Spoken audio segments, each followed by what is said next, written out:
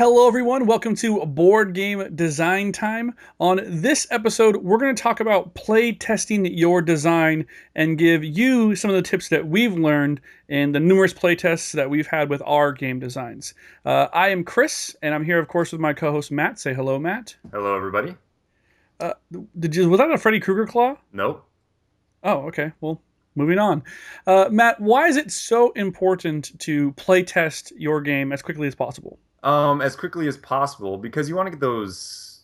You obviously want to make the best game you can, and the quicker you get your ideas out to play test, the faster you'll change it and actually make those changes to actually make the game better.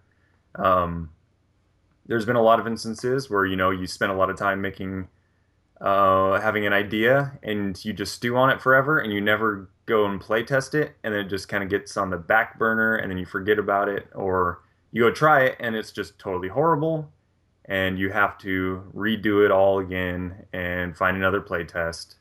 And Yeah. Yeah, I definitely agree. And I think that like the mentality that I have now when I go to play test a game is I'm actively looking for things to change. Like I, before I kind of wanted to show my game off and like show my design off, and there's a time and a place for that. But when we're talking about playtesting to make your game the best game that it can be, you have to go into that mindset that you were trying to figure out what to change about your game. I call it playtesting with a purpose. And the meaning behind that is that every time I play test my game, I'm trying to answer a question about that game or quell a concern I have about that game. I'm not trying to say, what am I going to fix with this, but I might say, does the flight mechanism in this game work? Or does the auction phase in this game function the way that I want it to function?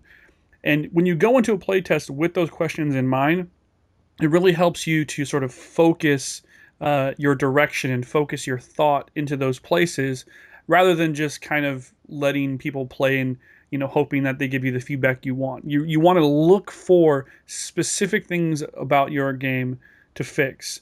Do you find that that's kind of the same thing with you, Matt, or do you have a different methodology of doing it? no, actually, once you have a core mechanic that you like, or that actually works well, you want to start fine tuning it, and then you do go with the intent to fine tune a particular part of the game. So you play Hmm. test and see how people react to that particular part, Yeah. or how they would play, how they play it differently than everybody else has, and then you kind of adjust and you just keep on adjusting those little parts. Right. And in some ways, like, this happens very, very early on. But as an example, like if I go to my friends who are designers and I say, hey, I have an idea for a space combat game using cards that you can play at a diner with sugar packets and maple syrup jugs as your terrain. Does that sound cool? And they're like, yes, that sounds pretty neat. That was my first playtest. I have now tested that idea out, and they're like, okay, this is something that I might be interested in. And then what I do is I actually make a card, and I go and say, all right, well, here's how the cards are going to fly. Does this work? And kind of build on that. I think one of the things that people sort of miss about playtesting is that if you have a core group of friends who are usually designers, I don't think this works with all of my friends, but my friends who are designers know that if I bring a playtest to the table, we are playing an unfinished product. And you have to be comfortable putting an unfinished thing onto a table and pushing it around.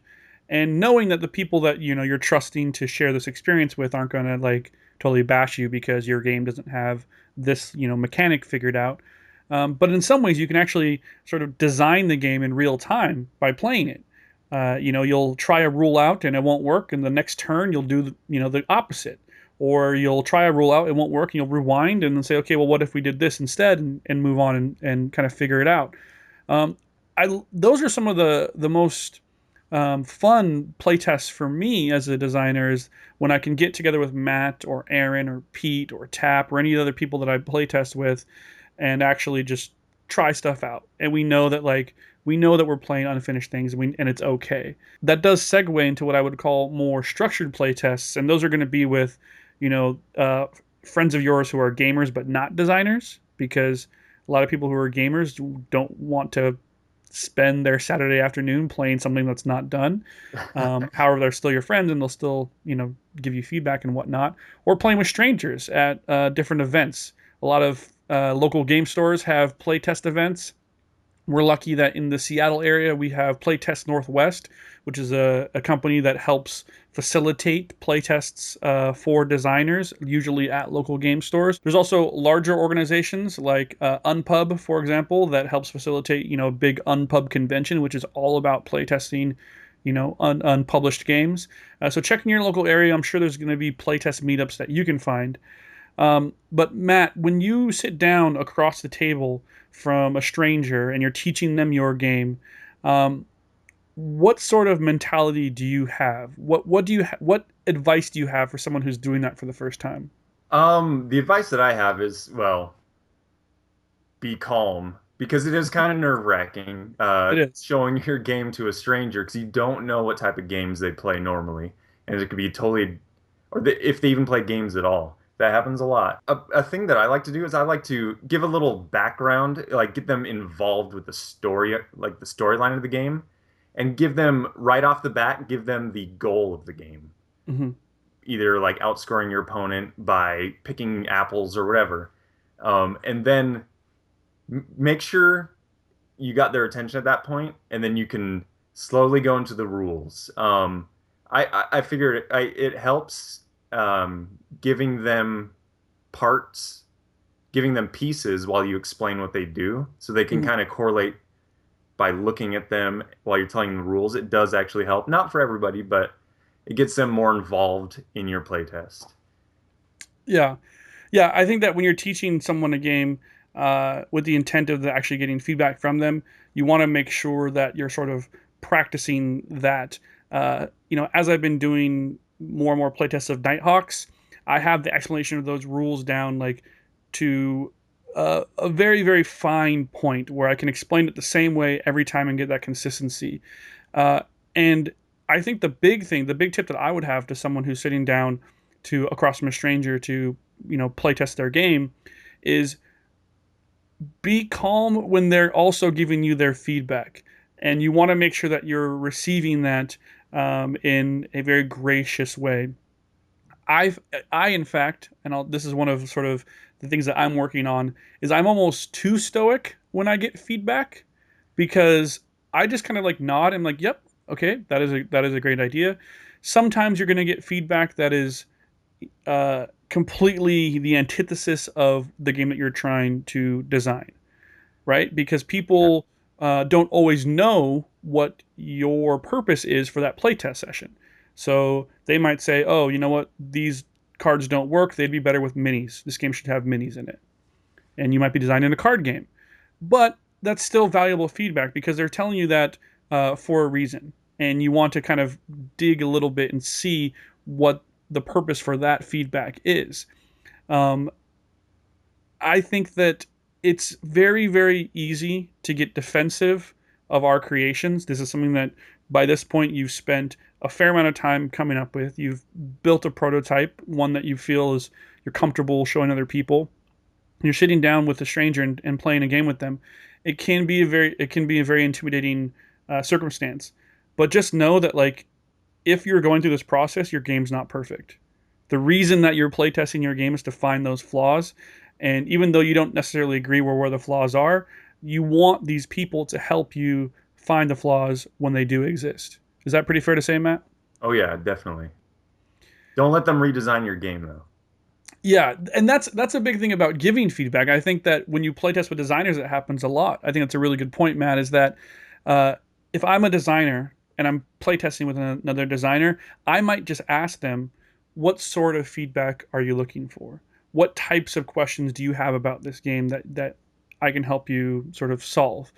It's one of my I guess playtest pet peeves is when I'm sitting down in a group of players and one of them starts giving feedback to the game designer and it's creating this whole different game. It's like what if your 4X war game also had a betrayer mechanic with some role playing elements in it or something like that. It's like, well, that's not really the game that they're making. And I think that, as from my perspective, I don't mind getting that feedback because I can discount it pretty easily at this point. Like, I can parse the useful feedback from the not useful feedback. But as a designer, and if you're watching this, you are a game designer potentially, probably. Just be aware that, like, you're trying to help them make their best game. You're not trying to make your best game, and there's a subtle difference there. Hmm. Um, Now, there is something that I've learned in my time, and that's sort of a way to deal with people who are um, giving you feedback, and something that actually, Matt, you learned it too when we play tested Legendary with Devin Lowe. Devin Lowe is a former head developer of Magic the Gathering, so he obviously knows the process and knows how iteration and playtests work. And we had a question during the game about a rule. I don't remember exactly what the rule is, so I'll just make it up. And it was like, what happens when Hulk punches Magneto in the face, but Hulk's wearing a ring? And Devins just said, well, I know how the rules say it should work, but how do you feel it should work? How do you think it works? And that, like, blew my mind with that sort of response, because when I've been playtesting with people, I just tell them the answer. Oh, the rules say that the ring gets stuck to Magneto's head, because it was just, that's the rule. I made it up. I knew that, but it wasn't intuitive to that player, obviously, or they wouldn't have asked. And I think that can give you some of the most valuable feedback, is when people are not really interpreting what you have said that you think is so clear. That can be really cool, because what happens if that person said, well, I think it should work this way, and their way is better than yours, and you would Hmm. have never found that out if you didn't ask them what they thought it should be in the first place. That happens a lot too. Yeah. So that's kind of my advice when it comes to playtesting: is be open to ideas. Don't necessarily dismiss everything. However, know when it's time to say, thank you for your advice, and go back to the drawing board and fix it, or thank you for your advice and then completely ignore that piece of advice. That's kind of the big thing about iteration. But I think that's going to be it for our playtesting episode. We're going to go way more into this subject, I'm sure, in the future. But what we really wanted to convey today is the fact that when you're playtesting, you're going in there with the mindset that things are going to change, and you have to be open to that, and actually you have to be excited when you find solutions to the problems in your games, and that will help your games be the best that they can be. So feel free to go down in the comments below and disagree with us if you like, or agree with us. You can give us a thumbs up or whatever. You can also subscribe to Board Game Design Time to get more episodes like this. Remember, our entire goal is to talk about board game design and get people excited and jacked up about taking ideas from their heads and putting them onto the table. So that's going to be it for this episode. We'll see you next time. Bye bye.